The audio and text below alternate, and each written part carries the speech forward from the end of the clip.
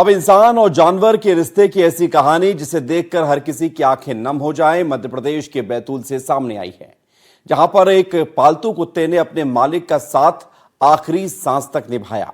मालिक की अर्थी उठी तो कुत्ता भी पीछे पीछे चल पड़ा और कुछ ही कदम बाद उसने भी दम तोड़ दिया।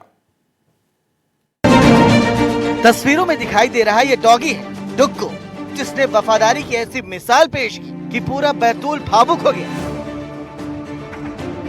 सिविल लाइंस निवासी 67 वर्षीय प्रदीप जैन का भोपाल के एम्स में इलाज के दौरान निधन हो गया। तो जब हम अंतिम संस्कार करने वहां जब गए मोक्षधाम, तो वहाँ पे जो दो जगह रखी है बनाने के लिए, एक इस पे भैया को लिटाया, एक जगह उसको लिटाया। घर के लोगों ने सबने उसको तिलक लगा, माला पहनाई, गुलाल डाला उसके ऊपर और उसको लपेट के वहां लेके आए। जैसे छोटे बच्चे का दफन करते हैं वैसे भैया का पूरा संस्कार करने के बाद में, अग्नि देने के बाद, पूरे परिवार के लोग और समाज के लोग साइड में जाके उसका पूरा गड्ढा करने के बाद उसको पूरा कंप्लीट किया। उनका पार्थिव शरीर जब बैतूल लाया गया तो घर में मातम पसरा था, लेकिन सबसे ज्यादा बेचैन था उनका 15 साल पुराना साथी डुग्गू। परिजनों के मुताबिक डुग्गू अपने मालिक के शव के पास से हटने को तैयार नहीं था। उस दिन की बात यह है कि अभी बड़े भैया की कम से कम 1.5-2 महीने से तबीयत खराब चल रही थी। तो जैसे जैसे भैया की तबीयत खराब होती थी उसकी भी तबीयत वैसी खराब होती थी। क्या क्या 6-6 दिन खाना नहीं खाना, खाना खाने का मन नहीं होना, आंख से कम दिखने लग गया था उसको, कान से कम सुनाई देने लगे। तो हमको ऐसा लगा था कि इसका अंतिम समय आ गया और कभी भी जा सकता है। लेकिन उसके बाद में जैसे भैया की तबीयत थोड़ी ठीक हुई, उसकी तबीयत भी ठीक हो जाती थी। बीच में 2-3 बार पैर में लग गया, लेकिन फिर वो खुद ही अपने आप से कंट्रोल कर लिया उसने। उसे दूसरे कमरे में बंद किया गया, लेकिन वो पूरी रात बेचैन होकर भौंकता रहा। अगले दिन जब प्रदीप जैन की अंतिम यात्रा निकली तो डुग्गू भी अर्थी के पीछे पीछे चल पड़ा, लेकिन कुछ ही कदम चलने के बाद उसकी सांसें उखड़ने लगी और उसने वहीं पर दम तोड़ दिया। जिसने भी ये नजारा देखा उसकी आंखें भर आईं। परिवार ने डुग्गू को सिर्फ पालतू जानवर नहीं बल्कि अपना सदस्य माना। यही वजह थी कि मालिक की अंतिम यात्रा में डुग्गू को भी सम्मान के साथ विदाई दी।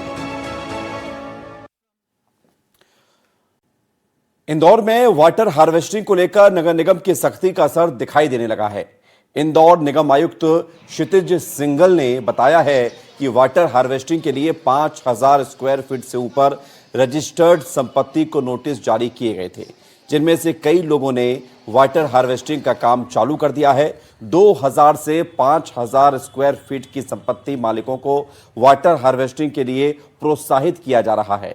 नोटिस देने के बावजूद समय सीमा में अगर वाटर हार्वेस्टिंग का काम नहीं किया जाता है तो उन भवनों पर पेनल्टी लगाई जाएगी। हार्वेस्टिंग के लिए हम लोगों ने पूर्व में पहले 5000 स्क्वायर फीट से ऊपर के जो हमारे प्रॉपर्टी टैक्स रजिस्टर के हिसाब से जो संपत्तियां थी उनको हम लोगों ने नोटिस जारी किए थे। उनमें से काफी लोगों ने शुरू भी कर दिए, कुछ लोगों ने पूर्व से किए थे, उसको ठीक करने की कार्रवाई की है। अब हम लोग जो टारगेट कर रहे हैं अब ये कर रहे हैं कि हम 2000 स्क्वायर फीट से ऊपर के भी, हमारे 2000 से 5000 स्क्वायर फीट के भी जितने हमारी संपत्ति हैं प्रॉपर्टी टैक्स रजिस्टर के हिसाब के मान से, उन सभी को हम नोटिस दे रहे हैं और उसके माध्यम से भवन स्वामियों को मोटिवेट भी कर रहे हैं। और अगर नहीं करेंगे समय सीमा में तो जो उपविधि है उसके नाते उन पर पेनल्टी की कार्रवाई की जाएगी। ताकि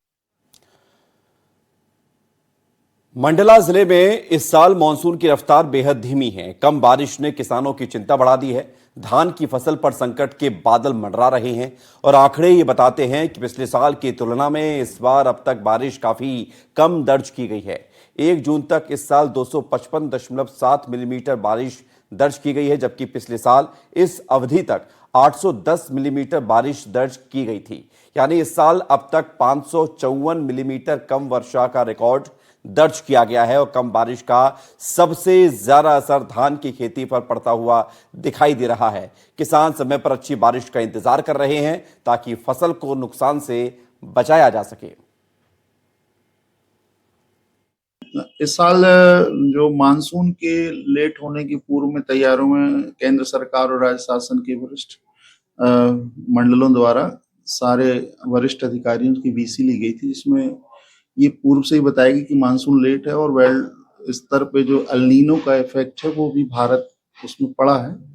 पहला स्पेल बारिश का हो गया और अभी 262 mm बारिश हुई है, जबकि मंडला जिले का औसत जो है 1326 मिलीमीटर बारिश का औसत रहता है, तो उस हिसाब से 20% प्लस बारिश हुई है। देखिए, जुलाई का महीना है, आज 14 तारीख हो गई है। 2025 की तुलना में 2026 में इस समय 20% बारिश हुई है। पिछले साल इसी समय लगभग 80% बारिश हुई थी और पिछले साल की तुलना में कम बारिश की वजह से देखिए आप खेतों की स्थिति है, ये खेत पूरे सूखे पड़े हैं। ऐसे में मंडला का किसान क्या करे, कैसे लगाए? किसी ने रोपा लगाए, किसी ने पराह लगाए, हमारे खेत में एक बूंद पानी नहीं है। ये वह समय है जब खेतों में पानी घुटने घुटने होता था, खेत लबालब भर जाते थे और किसान पराह लगाकर, रोपा लगाकर निश्चिंत हो जाता था। मगर अब किसानों के साथ परेशानी है। मौसम विभाग का फोरकास्ट है कि 17-18 तारीख के आसपास पानी गिरेगा। अब 17-18 तारीख तक ये किस तरीके से खेतों में खेती किसानी कर पाएंगे किसान, हम समझते हैं। हमारे साथ ये खड़े हैं भाई साहब, क्या नाम है आपका? शिव पटेल। शिव जी, हम देख रहे हैं खेतों में पानी नहीं है और समय पराह लगाने का, रोपा लगाने का, ऐसे में कैसे करोगे अब? अब सब मौसम वो ऊपरी मौसम देखेंगे, यानी कि जब तक पानी नहीं आएगा जब तक नहीं लग पाएगा। तो अब ऐसे में पानी नहीं आएगा तो लेट नहीं हो जाओगे आप? तो क्या करेंगे, अब तो बस करना ही पड़ेगा खेती की। तो अब यहाँ पर आपके क्षेत्र में कोई ऐसे पंप, ट्यूबवेल, ऐसे कुछ साधन है, उनसे कैसे करके क्या करते हो? सबके पास साधन है कि नहीं है? नहीं, सब लोगों के पास नहीं है साधन। तो फिर अब क्या करोगे अब आप लोग? अब जब तक ऊपर वाले का पानी नहीं गिरेगा जब तक। डीलन जी, हम देख रहे हैं आपके खेत में बिल्कुल पानी नहीं है और जी, किसान परेशान है। अब क्या स्थिति है अभी? अब स्थिति ये है कि जब तक ऊपर वाले नहीं गिरेगा जब तक तो नहीं लगा पाएंगे, और जब जब जब गिरेगा जब लगाएंगे फिर ऐसे में आप समय से लेट नहीं हो हो जाएंगे? जाएंगे, और आगे भी फिर आगे चल के वो भी लेट हो गए, फिर उसमें भी दिक्कत होगी हमको धान तो में। ऐसे में जिन लोगों ने कर्जावाड़ी करके लिया, बीज लिए हैं, खाद लिए, उनका क्या होगा? ये देखो, तो कर्जा लेना ही पड़ता है सर। अब वो तो क्या करेंगे, अब कहीं से भी तो देना ही पड़ेगा सरकार के जो लिए हैं। देख रहे हैं किसान कर्ज में डूबता है, कर्ज में ही रहता है हमेशा। किसानों के साथ बहुत परेशानी है, इनका साफ तौर पर कहना, ये खेत से चले आ रहे हैं, पंप से धीरे धीरे पानी गिर रहा है। आपका पंप भी धीरे धीरे चल रहा है? पानी से नहीं है, गिरे नहीं, पानी तो स्रोत नहीं बढ़ा है, वाटर लेवल कम है तो पानी नहीं चल रहा है। बिजली की क्या स्थिति है? बिजली तो रात दिन मिलती है। मिलती है? मिलती अच्छा, है। बिजली मिलती है मगर पानी नहीं है, वाटर लेवल नीचे है। पानी नहीं। तो देखा आपने कि किसानों का कहना है कि अब दिक्कत तो परेशानी तो किसान कर्जे में शुरू से रहा, कर्जे में ही पैदा हुआ, कर्जे में ही मरता है और किसानों के साथ बहुत सारी समस्याएं हैं। मौसम विभाग ने अलर्ट कर दिया है कि पानी 17-18 तारीख के आसपास आएगा। पिछले साल की तुलना में 20% बारिश हुई है और ऐसी स्थिति में किसानों के साथ बहुत परेशानी, बहुत दिक्कत है। एनडीटीवी के लिए मंडला से चंद्रेश खरे। अब इंसान और जानवर के रिश्ते की ऐसी कहानी जिसे देखकर हर किसी की आंखें नम हो जाएं, मध्य प्रदेश के बैतूल से सामने आई है, जहां पर एक पालतू कुत्ते ने अपने मालिक का साथ आखिरी सांस तक निभाया। मालिक की अर्थी उठी तो कुत्ता भी पीछे पीछे चल पड़ा और कुछ ही कदम बाद उसने भी दम तोड़ दिया। तस्वीरों में दिखाई दे रहा ये डॉगी है डुग्गू, जिसने वफादारी की ऐसी मिसाल पेश की कि पूरा बैतूल भावुक हो गया। सिविल लाइंस निवासी 67 वर्षीय प्रदीप जैन का भोपाल के एम्स में इलाज के दौरान निधन हो गया। तो जब हम अंतिम संस्कार करने वहां जब गए मोक्षधाम, वहां पे जो 2 जगह रखी है बनाने के लिए, एक इस पे भैया को लिटाया, एक जगह उसको लिटाया। घर के लोगों ने सबने उसको तिलक लगाया, माला पहनाई, गुलाल डाला उसके ऊपर और उसको लपेट के वहां लेके आए। जैसे छोटे बच्चे का दफन करते हैं वैसे भैया का पूरा संस्कार करने के बाद में, अग्नि देने के बाद पूरे परिवार के लोग और समाज के लोग साइड में जाके उसका पूरा गड्ढा करने के बाद उसको पूरा कंप्लीट किया। उनका पार्थिव शरीर जब बैतूल लाया गया तो घर में मातम पसरा था, लेकिन सबसे ज्यादा बेचैन था उनका 15 साल पुराना साथी डुग्गू। परिजनों के मुताबिक डुग्गू अपने मालिक के शव के पास से हटने को तैयार नहीं था। उस दिन की बात यह है कि अभी बड़े भैया की कम से कम 1.5-2 महीने से तबीयत खराब चल रही थी। तो जैसे जैसे भैया की तबीयत खराब होती थी उसकी भी तबीयत वैसी खराब होती थी। क्या क्या 6-6 दिन खाना नहीं खाना, खाना खाने का मन नहीं होना, आंख से कम दिखने लग गया था उसको, कान से कम सुनाई देने लगे। तो हमको ऐसा लगा था कि इसका अंतिम समय आ गया और कभी भी जा सकता है। लेकिन उसके बाद में जैसे भैया की तबीयत थोड़ी ठीक हुई, उसकी तबीयत भी ठीक हो जाती थी। बीच में 2-3 बार पैर में लग गया, लेकिन फिर वो खुद ही अपने आप से कंट्रोल कर लिया उसने। उसे दूसरे कमरे में बंद किया गया, लेकिन वो पूरी रात बेचैन होकर भौंकता रहा।